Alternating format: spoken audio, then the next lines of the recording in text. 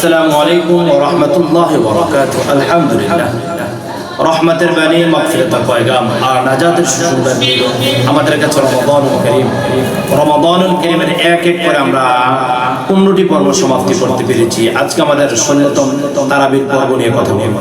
আজকে তারাবিতে হাফেজ কোরআন তেলাওয়াত করবেন 19 নম্বর পারা প্রথম নম্বর পৃষ্ঠা থেকে 20 নম্বর পৃষ্ঠা পর্যন্ত।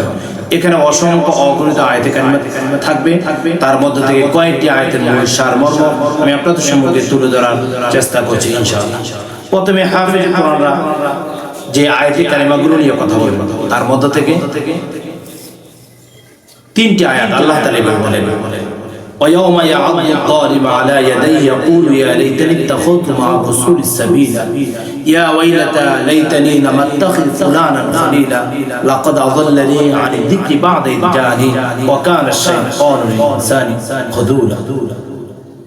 আল্লাহ তাআলা এই আয়াতে কারিমাগুলোর মধ্যে আপনি একজন ব্যক্তি হিসেবে কেমন বন্ধু নির্বাচিত করেছেন সে কথাগুলো তুলে ধরেছেন।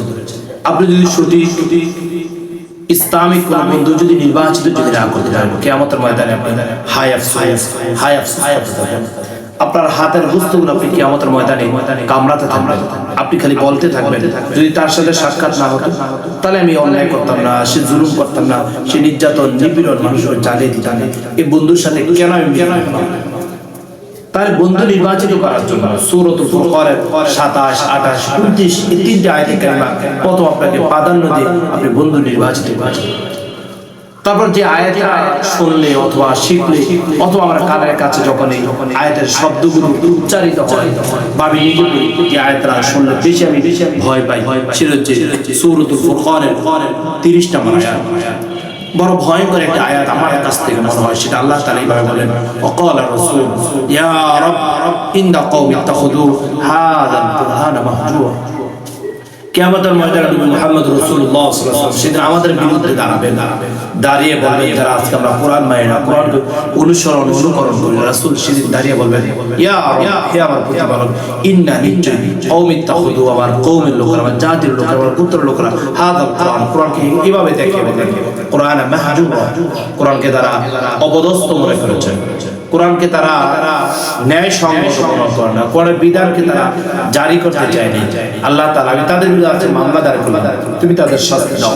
আপনি একবার ভাবুন তো, সেদিন যদি রাসূল আপনার বিরুদ্ধে দাঁড়িয়ে যায়, গোটা পৃথিবী যদি সেদিন আপনার পক্ষে থেকে কোনো কাজে আসবে, আর সেদিন তো তেমন দিন ওয়ালান তাজিদা লাহু নাসীরা, যেদিন কোনো সাহায্যকারী আপনার জন্য আমার জন্য।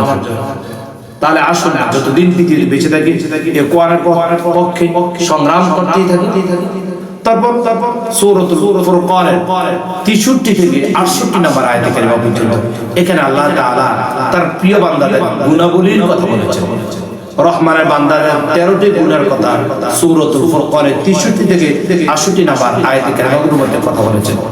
وعباد الرحمن الذين يمشون على الأرض هونا وإذا خاطبهم الجاهلون قالوا سلاما।